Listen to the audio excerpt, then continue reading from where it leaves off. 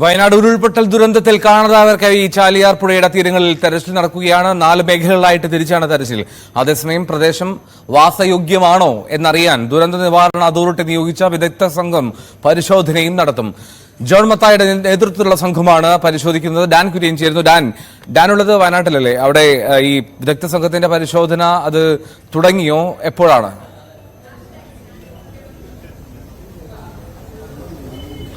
ഞാനിപ്പോൾ നിൽക്കുന്നത് കളക്ടറേറ്റിലാണ്, കൽപ്പറ്റയിലെ സിവിൽ സ്റ്റേഷനിലാണ്. ഇവിടെ അല്പസമയം മുമ്പ് മന്ത്രി കെ രാജൻ മാധ്യമങ്ങളെ കണ്ടിരുന്നു. അദ്ദേഹം വ്യക്തമാക്കുന്നത് ഇന്ന് ചാലിയാർ കേന്ദ്രീകരിച്ചുകൊണ്ടാണ് മുണ്ടേരി മുതൽ പരപ്പാൻപാറ വരെയുള്ള ഭാഗത്താണ് ഈ സാഹസികമായ തെരച്ചിൽ നടക്കുന്നത്. ഇന്നലെയും ഈ ദുഷ്കരമായ തെരച്ചിലിനിടയിൽ SOGയും അഗ്നിശമന സേനയും NDRFും ചേർന്ന് നടത്തിയ തെരച്ചിലിനിടയിൽ തലയോട്ടി ഉൾപ്പെടെയുള്ള ഭാഗങ്ങളാണ്. കാരണം അത്രമാത്രം ഈ 2 ആഴ്ച കൊണ്ട് ഇത് 15ാമത്തെ ദിവസമാണിന്ന്.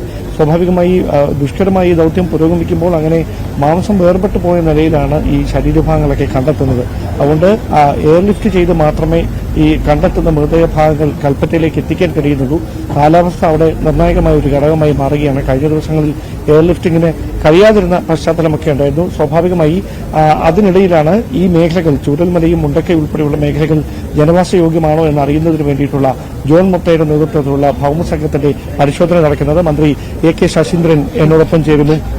മിനിസ്റ്ററെ, ഇന്ന് 15 ദിവസമാകുകയാണ് ഈ തെരച്ചിൽ. ചാലിയാർ കേന്ദ്രീകരിച്ചുകൊണ്ടാണ് ഇന്ന് തെരച്ചിൽ നടക്കുന്നതെന്നാണ് അറിയുന്നത്. ഇന്നലെയും ദാരുണമായ കാഴ്ചകളായിരുന്നു അവിടെ നിന്നുള്ളത്. അപ്പോൾ ഇന്ന് ഈ ഭൌമസംഘത്തിന്റെ ഒരു പഠനത്തിന് ശേഷം അവിടെ താമസയോഗ്യമാണ് എന്ന് വന്നാൽ ആളുകളെ അവിടേക്ക് വിടുമോ? എന്താണ് അക്കാര്യത്തിൽ ഒരു ധാരണയായിട്ടുണ്ടോ? അല്ല, ഈ വിദഗ്ധ സംഘം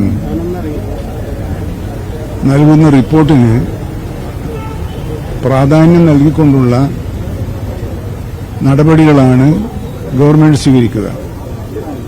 കാരണം അവരുടെ ഉപദേശം വളരെ വിലപ്പെട്ടതാണ്. നമ്മളാരും ശാസ്ത്രീയമായി ഇത് പഠിച്ചവരല്ല. നമുക്കൊരു സാധാരണ മനുഷ്യന്റെ സാമാന്യ അറിവേ ഉള്ളൂ. അപ്പോൾ ആ അറിവ് വെച്ചല്ല ഫൈനൽ തീരുമാനമെടുക്കുക.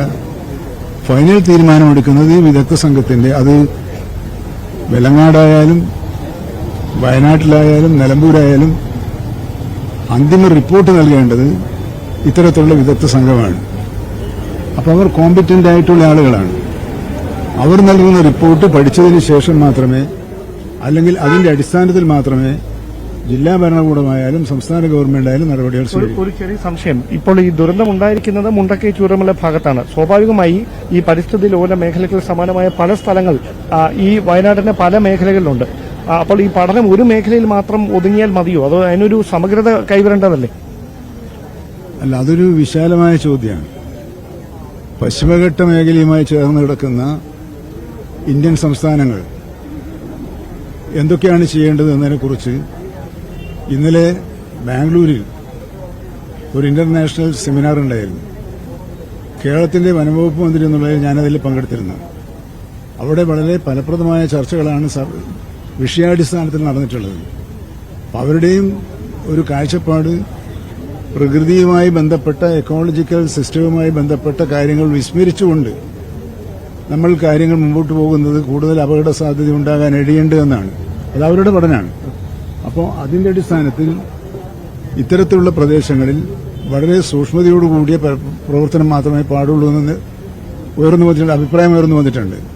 അതിന്റെ കൂടി പശ്ചാത്തലത്തിലായിരിക്കാം ബഹുമാനപ്പെട്ട കൃഷിമന്ത്രി ഈ മേഖലയിൽ നടത്തേണ്ട കൃഷിയും സംബന്ധിച്ചുള്ള ഒരു പഠനം നടത്തുന്നതിനുള്ള വിദഗ്ധ സംഘത്തെ അയക്കാനും പഠിക്കാനും തീരുമാനിച്ചിട്ടുണ്ട്. അവിടെ ഒരു പ്രധാനപ്പെട്ട കാര്യം, ഇപ്പോൾ ഉത്തരാഖണ്ഡിലടക്കം പല സമയത്ത് ഇങ്ങനെ ഉരുൾപൊട്ടലുകൾ ഉണ്ടായിട്ടുണ്ട്. പക്ഷേ അതൊന്നും ജനവാസ മേഖലകളായിരുന്നില്ല.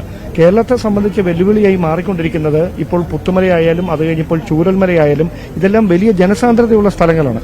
അപ്പോൾ അതുണ്ടാക്കുന്ന പറഞ്ഞത് ശരിയാണ്. കാരണം മറ്റ് സംസ്ഥാനങ്ങൾക്കൊന്നും ഇല്ലാത്തൊരു പ്രത്യേകത എന്ന് പറയുന്നത് നമ്മുടെ ജനസംഖ്യാ അനുപാതം വളരെ കൂടുതലാണ്.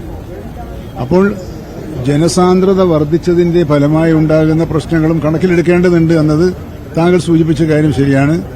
ഞങ്ങളും അങ്ങനെ ആലോചിച്ചുകൊണ്ടിരിക്കുന്നത്. ഓക്കെ, തീർച്ചയായിട്ടും. എന്തായാലും അത്തരത്തിലാണ് ആ ഒരു പഠനം പൂർത്തിയായതിനു ശേഷം മാത്രമേ ഏത് തരത്തിലായിരിക്കുള്ള നടപടികളായിരിക്കാം എടുക്കാമെന്ന കാര്യത്തിൽ തീരുമാനമുണ്ടാകുകയുള്ളൂ. മറ്റൊരു കാര്യത്തിലേക്ക് കൂടി ശ്രദ്ധ ക്ഷണിക്കേണ്ടതുണ്ട്. കാരണം കഴിഞ്ഞ ദിവസം ഏതാണ്ട് 400-ലധികം കന്നുകാലികൾ ഈ പ്രദേശങ്ങളിലൂടെ, അതായത് ചൂരൽമല, മുണ്ടക്കൈ, അതോടൊപ്പം തന്നെ ഈ പുഞ്ചിരിമട്ടം ഭാഗങ്ങളിലൂടെ അലഞ്ഞു തിരിഞ്ഞ് നടക്കുകയാണ്. കാരണം അവർ എല്ലാം നഷ്ടപ്പെട്ട ആളുകൾ, അതിനെ ഈ കന്നുകാലികൾ അവിടെ ഉപേക്ഷിക്കപ്പെട്ടതാണ്, അതിനെ നോക്കാൻ ആരുമില്ല, അനാഥരായിപ്പോയ കന്നുകാലികളാണ്. അതിന് കൊടുക്കാനുള്ള ഭക്ഷണവുമായി ഈ ക്ഷീര വികസന വകുപ്പിന്റെ അടക്കം നേതൃത്വത്തിൽ ഈ ചൂരൽമലയിലേക്കും മുണ്ടക്കൈയിലേക്കുമൊക്കെ കൊണ്ടുപോകുന്നതിന് വേണ്ടിയിട്ടുള്ള ഈ മറ്റേ കന്നുകാലി തീറ്റയും മറ്റുമാണ് ഇവിടെ എത്തിച്ചിരിക്കുന്നത്. ഈ ഒരു കാര്യം അതായത് ഈ ജന്തുജാലങ്ങളെ കൈവിടാൻ കഴിയില്ല, കാരണം വേദന ഉളവാക്കുന്ന കാഴ്ചകളാണ്. നിങ്ങൾ എവിടെ നിന്നാണ് ഇത് എത്തിച്ചിരിക്കുന്നത്? ഇപ്പോൾ നമ്മളിപ്പോൾ ക്ഷീരവികസന വകുപ്പ് വയനാട് ജില്ലയാണ്. ഈ ജൂലൈ 30-ന് ശേഷം ഈ ദുരന്തത്തിൽ മനുഷ്യരോടൊപ്പം തന്നെ ഒരുപാട് മൃഗങ്ങൾ മരണപ്പെട്ടു പോയിട്ടുണ്ട്.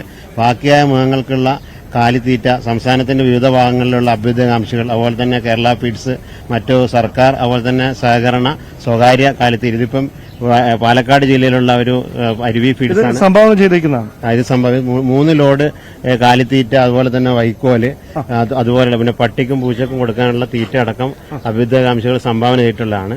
അപ്പൊ അത് ഞങ്ങൾ അവിടെ ആ സ്പോട്ടിൽ ഇപ്പൊ ഞങ്ങൾ ചൂരൽമല എത്തിക്കാൻ വേണ്ടി പോവുകയാണ്. സ്വാഭാവികമായി ഇത്തരം കാഴ്ചകളാണ്. കാരണം അതിജീവനം തേടുന്ന മനുഷ്യർക്കൊപ്പം കന്നുകാലികളെ കൂടി പരിഗണിക്കുകയാണ്. കാരണം അത്രമാത്രം വേദന ഉളവാക്കുന്ന കാഴ്ചകളാണ്. അതിന് വെള്ളം കൊടുക്കാനോ ഭക്ഷണം കൊടുക്കാനോ ഒന്നും ആരുമില്ലാത്ത സാഹചര്യം കഴിഞ്ഞ ദിവസം വലിയ തോതിൽ ചർച്ച ചെയ്യപ്പെട്ടിരുന്നു. ആ ഒരു പശ്ചാത്തലത്തിലാണ് ക്ഷീരവികസന വകുപ്പിന്റെയൊക്കെ ഭാഗത്ത് നിന്ന് ഇങ്ങനെയുള്ള നടപടികൾ കൂടി ഉണ്ടാകുന്നത്. എന്തായാലും ഇന്നലെ ഉച്ചകഴിഞ്ഞ് 2 മണി വരെയായിരുന്നു തെരച്ചിൽ നടന്നത്. ചാലിയാറിന്റെ വിവിധ ഭാഗങ്ങളിൽ സമാനമായ തരത്തിലായിരിക്കും ഇന്നും മുണ്ടേരി ഫാം മുതൽ പരപ്പാൻപാറ വരെയുള്ള ഭാഗത്ത് സാഹസികമായ ദൌത്യം. ഇതിൽ സന്നദ്ധ പ്രവർത്തകർ ഉൾപ്പെടുത്തിയിട്ടില്ല. കാരണം വിദഗ്ധ പരിശീലനം നേടിയ ആളുകൾക്ക് മാത്രമേ ഈ ദുഷ്കരമായ മേഖലകളിൽ ഇത്തരത്തിലുള്ള ഒരു തെരച്ചിലിന് നേതൃത്വം കൊടുക്കാൻ കഴിയുകയുള്ളൂ എന്നൊരു വിലയിരുത്തലിന്റെ അടിസ്ഥാനത്തിലാണ് NDRFന്റെയും SOGയുടെയും പോലീസിന്റെയും പരിശീലനം നേടിയ ആളുകളുടെ സാന്നിധ്യത്തിൽ 60 അംഗ സംഘത്തിന്റെ നേതൃത്വത്തിൽ ഈ തെരച്ചിൽ ഇപ്പോൾ പുരോഗമിച്ചുകൊണ്ടിരിക്കുന്നത്.